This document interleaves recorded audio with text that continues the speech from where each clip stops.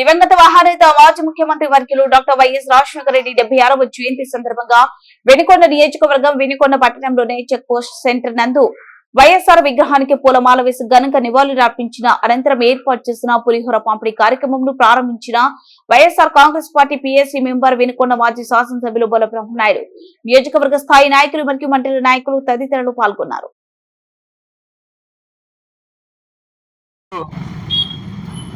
ఆ దివంగత నేత మన ప్రియతమ నాయకుడు రాజశేఖర రెడ్డి గారి జయంతి సందర్భంగా ఈ వేడుకల్లో పాల్గొన్న ప్రతి ఒక్కరికి పేరు పేరున హృదయపూర్వక నమస్కారాలు తెలియపరుచుకుంటున్నాను.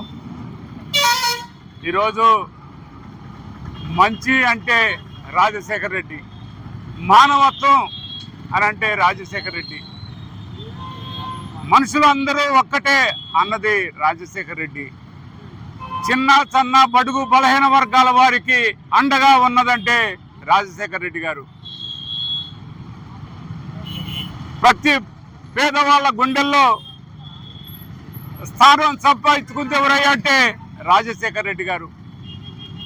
ఇలా చెప్పుకుంటా పోతే ప్రతి రైతు గుండెల్లో రాజశేఖర రెడ్డి గారు ఉన్నారు. ప్రతి రైతుకి రుణమాఫీ తీసినటువంటి ఘనత ఆ దివంగత నేత ప్రీతమ నాయకుడు రాజశేఖర రెడ్డి గారు.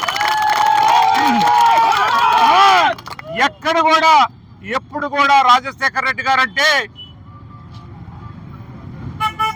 అన్ని విధాల అందరికీ ఒక అడ్డ, మా ఆంధ్ర రాష్ట్రానికి ఒక భరోసా అని భారతదేశం మొత్తం కూడా రాజశేఖర రెడ్డి గారి వైపు చూసినటువంటి పరిస్థితి ఆ దివంగత ప్రీతమ నాయకుడు రాజశేఖర రెడ్డి గారిది. అదే కాదు, ఇంకోటి చెప్పాలి, ఈరోజు చూస్తే ప్రతి రైతు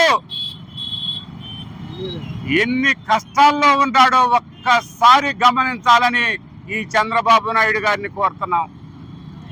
చంద్రబాబు నాయుడు గారు ఒక ధాన్యం తీసుకో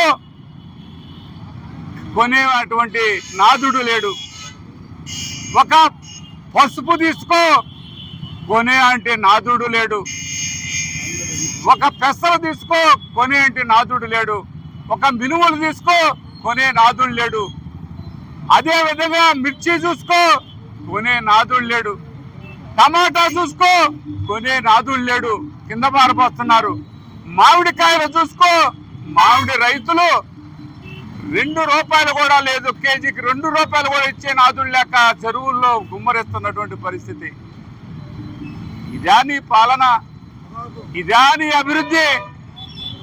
నువ్వు చెప్తున్నావు పొగాకు కొనే నాదుడు లేడు, పొగాకు రైతు అల్లో అని అలమటిస్తున్నటువంటి పరిస్థితి. ప్రతి ఒక్క రైతు ఇవాళ నువ్వంటే, ఈ పాలన అంటే నిన్ను, నీ పాలనని, మీ నాయకుల్ని ప్రజలు ద్వేషిస్తున్నారు, దూషిస్తున్నారంటే మరొకటి కాదు, నీ పాలన అద్దుమాన పరిస్థితుల్లో ఉందని ఈ సందర్భంగా తెలియపరుస్తున్నాం. ఇదే కాదండి, మనం చెప్పాలంటే ఈరోజు చంద్రబాబు నాయుడు గారు కరెంటు ఏదో డబ్బులు సృష్టిస్తానంటే ఏదో సృష్టిస్తాడనుకున్నారు.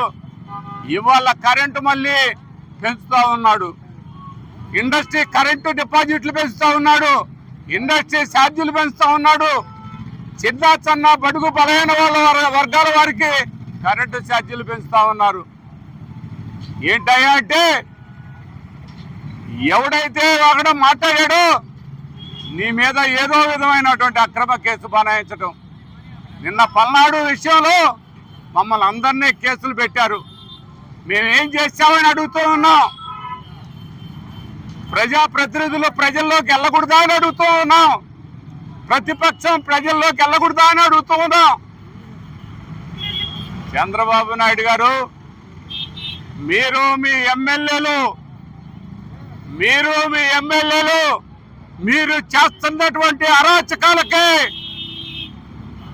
అడ్డు మాట్లాడితే లోపల వేసి కొట్టిస్తారా? ఇదే మీ పాలన అని ప్రశ్నించే గొంతుని నొక్కాలని చూస్తారా? ఇదే మీ పాలన అని అడుగుతూ ఉన్నాను. ప్రతి ఒక్కరికి ఒక్కటే చెప్తున్నా, వైఎస్ఆర్ కాంగ్రెస్ పార్టీ కార్యకర్త మిమ్మల్ని చూసి బెదిరిపోయే రోజులు పోయినాయి.